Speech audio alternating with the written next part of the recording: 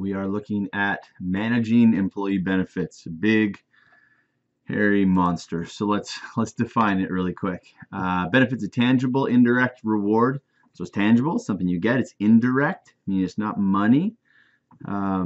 Provided to an employee or group of employees for, and here's the key word, for organizational membership. That means a few things. Number one, it's not for performance. It's not like I do a great job at a lecture and I get better health coverage. Nope, it's not variable. It's what you get for simply being a member of the organization. What does that also mean? That excludes people. If you're not a member of the organization, a direct employee, you don't get benefits. For instance, if you're a contract laborer or maybe a temporary employee, you don't get the same benefits. So all kinds of stories about Google and Nike and other companies with great benefits packages. But what I want to do first is just hit a whole bunch of high points, because this is a very big, very complex area. It's the #1 area of specialty within HR because of its complexity. So we're going to try to break it down. I went from 106 slides to 24, trying to get just the big ideas. So #1, it's very complex. It integrates all kinds of contracts, a lot of different laws. It's got political components to it, the way that healthcare is kind of talked about in Washington, D.C. and at a state level as well. So very complex, a lot of stuff. And what I have found historically is that people are aware of these things called benefits, and that's cool. And they always happen. I'm helping someone negotiate a job offer, so they get a job offer, and I say, bring it in. They bring it in, and the front page says, here's your salary, and then there's like 15 pages of benefits. And they say, well, I'd like to get a higher salary. I say, is that it? I say, yeah. I say, what do the last 15 pages say? They say, I don't know. Very typical, because it is complex, and also because you don't care about it a whole lot, specifically healthcare benefits, when you're younger, usually younger and healthier. You get married, it's different. You start to care about it. You have kids, all of a sudden it gets really different because the cost goes up. I said, especially if you're male. I don't have a graph, and I can graph it out for you. Women tend to have higher healthcare costs early on, so like you hit like teenage years, right? Stuff like that. And men are typically lower until you hit 50s, 60s. Women, obviously, the slow rise, and then men blow right past them, and then they die. And then women live longer. But usually that's kind of a heuristic, which makes it difficult to learn about, because it's like, well, I'm not sure I care about this a whole lot. You do, I think, especially when you start talking about financial benefits and retirement, which we'll get to that. Benefits is the #1 area of specialization for HR professionals. So if you're going to specialize in an area, it's going to be this more than anything else, because most standard HR people don't really get all the layers of complexity and benefits. They are the highest paid areas in HR, probably because of all the different components, all the complexity. And if you want to be good at benefits, you got to be good at math. Got to be good at contracts, got to understand lots of different laws and negotiating with different providers for different things, but mainly a knowledge of what will help you attract and retain and deploy your high-end employees. What do they want? What's going to make them say yes? Benefits help on the front end and the back end of employment. What I mean by that is benefits help you attract people, and benefits help you retain people. They don't really help you motivate people. Like I don't go in to write a paper and I'm like, man, my dental coverage is so good, I'm just going to write this paper really well today. No, nobody thinks like that. But it's about attraction and retention. Some other high points. Some benefits are required. Others are voluntary. Certain things you're going to do. You're going to pay Social Security. There's no way out of that. You're going to get family medical leave. There's no way out of that. Do you want to contribute to their retirement? Well, you can choose. If you choose to do that, there's some laws around it, but we have some you have to do in the United States anyway, and some that you don't. Medical benefits are way, way out of control in terms of their cost. We'll take a look at that little bit of why. They're expensive for employees, and they are also extremely expensive for employers. So it's a shared burden. Benefits do not drive performance, as I've said, simply because they're not variable. I put that Obamacare is interesting. It's not quite done. Like, it was passed, it's being phased in, and there's still, seems like I call it Obamacare, Affordable Care Act, whatever you want to call it. it's still, constantly being negotiated or questioned or scrutinized. Second point, Social Security, I said, is interesting, and that has to do with funding and how it's funded. There are some economists that say doomsday is near, and by 2027 or whatever the latest date is, that Social Security will be bankrupt. So take a look at that as well. In sum, offer good benefits to your core competency employees. Again, I mentioned Google earlier. Google has their 20% rule, and that is 1/5 of their engineers' times they do whatever they want with. So you go to Google and there's like this rotating globe that shows where every person in the world is using Google. Or if you go to Google and you type in a movie, it'll pop up the latest, like where it's being played and show times and reviews. All those things were created by programmers on their kind of free time. This was like, I like movies.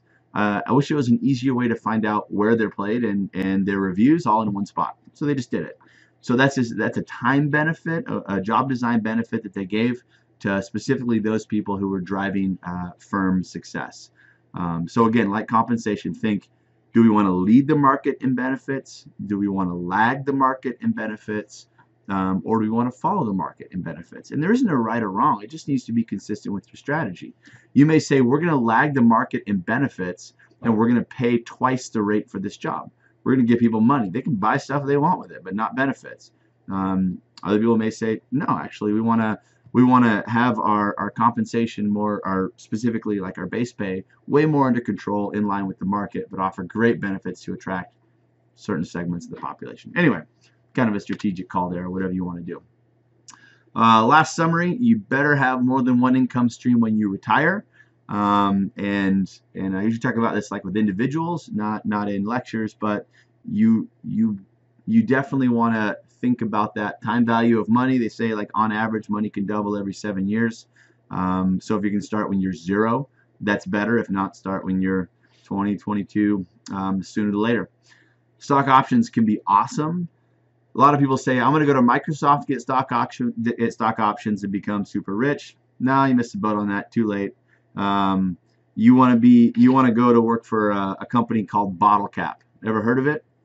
Me either. It doesn't exist. But it's like 4 people in a garage listening to probably some old country music. I'm coming with it on the spot right now, and they're going to come up with something really cool, and they're going to give you lots of stock options because that's how people make a lot of money off stock options. It's not the big companies, not anymore. Once the stock has soared, it's known by the market. You're looking for the initial company that doesn't even have their IPO. If you have questions on that, you can let me know. Do the math. Max out your 401k contribution.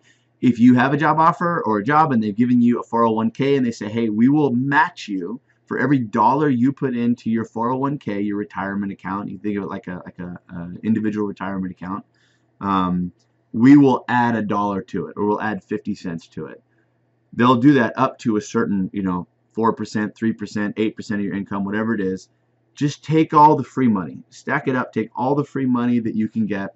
One of my best and brightest students from several years ago, we first started, went to a company, had an incredible program, and I said, how much are you putting in? And she said, well, we're saving for a car, so I am not putting any in. So, oh, man, just do the math. Max out the free money. Last one is try to understand your paycheck. Good luck with that. They're pretty complex. All right, how do we design what benefits we're going to give? We got a few questions to answer. How much of our total rewards, that is everything we give our employees, should be benefits? That number can be higher or lower, and that's going to drive a lot of your budget. And what do people want? Like our employees, if our crowd, if my son makes a lawnmower business and he's subcontracting to other 14-year-olds to mow lawns, the benefits that they want might be like Xbox Gold or something like that. They probably don't really care about medical benefits. So like, what do your employees care about? And you design it around that.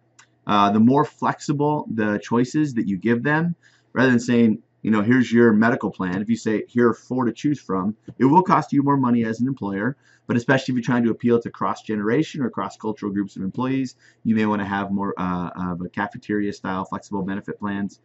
Which employees should be covered and which shouldn't? If you give special perk benefits to executives and not to non-executives, You might have jealousy. You might have perceptions of lack of equity.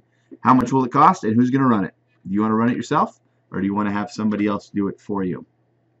The blue you can see are kind of the legally required benefits. Most of those are known. The green is voluntary benefits. You can kind of, as long as you're giving benefits in a fair way, you can almost give whatever kind of benefits that you want. Certain things you have to do. Consolidated Omnibus Budget Reconciliation Act, also known as COBRA, and HIPAA, Health Insurance Portability Accountability Act, something like that. I think that's right. You're going to follow that. The PPACA, it's Obamacare. You're going to follow that. So there's certain things that you just have to do. You can't not give workers' comp or can't not give unemployment compensation, but you do have a lot of leeway in how you want to execute the voluntary stuff. So starting early on, 1935, right, the United States was in a depression. They passed the Social Security Act. You notice a lot of the laws, we'll talk about unions later on, but a lot of the laws are driven by the political environment. So 1926 was the Railway Labor Act, right? It was about trains. 1935, there's a depression, right? So we passed the Wagner Act, allowing people to unionize, and we passed the Social Security Act, so for people who are destitute. So you can watch the political and economic landscape and see when these laws came out. Some people might argue that's an example of government doing a good job, meaning they're responding to the needs of the people at the time. So Social Security, you're going to pay a certain percent out of every one of your paychecks as an employee, and your employer matches that. So Social Security is almost like a 100% matching 401k. That is, I'm going to pay 7% out of my paycheck, and the organization that I work for has to double that, right? They meet their piece, and that goes into this fund. Doesn't have my name on it, but it goes into this fund called Social Security. Then in theory, I can draw on later in retirement. Some people have a concern about the sustainability of Social Security. We don't have time to get into that right now, but it has to do with basically a very large segment of the population known as baby boomers drawing from Social Security at a time when a smaller group of people are putting money into Social Security. So you can imagine in 1936, the first person who started getting their Social Security checks, they never paid into the system. So it's not like you pay in and you get out what you put in. This is whoever's working today is paying for the previous generation who qualifies for it. I suspect there'll be some simple changes they make having to do with rates, and we'll keep Social Security, but time will tell. Workers' compensation, most people know what this is. If you're injured on the job, you get a certain amount of money over a certain period of time to keep the lights on until you can go back to work. Unemployment compensation, very similar, has nothing to do with injury though.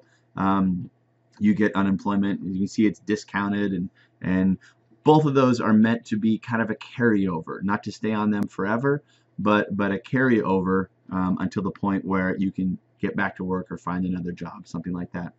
Each of those are designed, the reason they're temporary is they're designed to return people to work.